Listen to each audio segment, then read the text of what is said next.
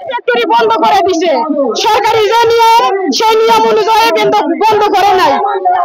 ঈদের পর 8 তারিখে বেতন খোলার কথা, ফ্যাক্টরি খোলার কথা, কিন্তু ফ্যাক্টরি খুলে নাই। একের পর এক নোটিশ পাল্টাই দিতেছে। 23 তারিখে খুলবো, আবার কয় যে 24 তারিখে খুলবো, এরকম করে গত 3 মাস পর্যন্ত আমাদেরকে হয়রানি করতেছে। ফ্যাক্টরি খোলে না।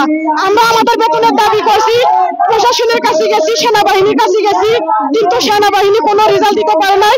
আমাদের 900 বুঝে আমাদের বাসায় পাঠিয়ে দেয়। আমরা যে ডেট দেয় আবার সেই ডেট অনুযায়ী আমরা আসি আবার প্রশাসনের কাছে যাই, তারপরে সেনাবাহিনীর কাছে যাই, যা বলি যে আমাদের বেতন দিয়ে দেন। আর আমরা যেখানে যাই আমাদের কোনো গেটে চাকরি হয় না।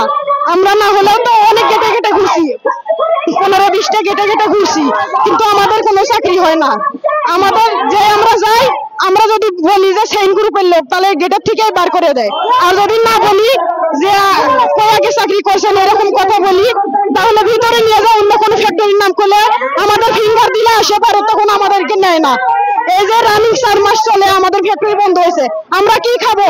আমাদের বাচ্চা আছে, স্বামী আছে, আমরা বাসা ভাড়া দিব কি? দোকান বাকি পড়ে গেছে, দোকানে আমাদের বাকি আর দেয় না, আমরা কি খাবো? এই জন্য আমরা 4 মাস পরে এতদিন আমরা ঘুরে বেড়াইছি।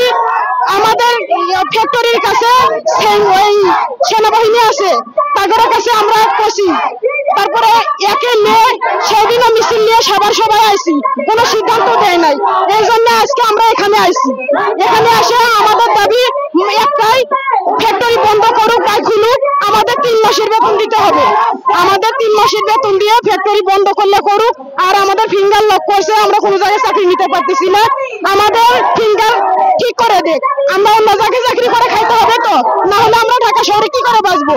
3 মাসের বাসা ভাড়া বাকি পড়ে গেছে, আমাদের রুমের ভিতর বাড়িওয়ালা ঢুকতে দেয় না, এরকম অবস্থা করছে। এখন আমাদের একটাই দাবি, আমাদের বেতন ভাতা পরিশোধ করে দেখ, আমরা তাহলে কিছু করব না। আর যদি আমাদের বেতন না পরিশোধ করে, আমরা এখানেই দাঁড়িয়ে থাকবো।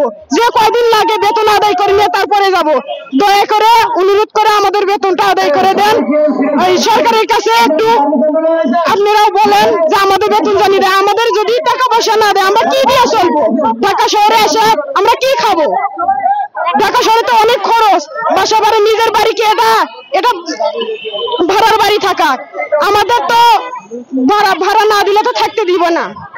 বাড়িওয়ালা অনেক কথা শুনাইতেছে, এই জন্য আমরা আজকে এখানে আসি বেতনের লিগে।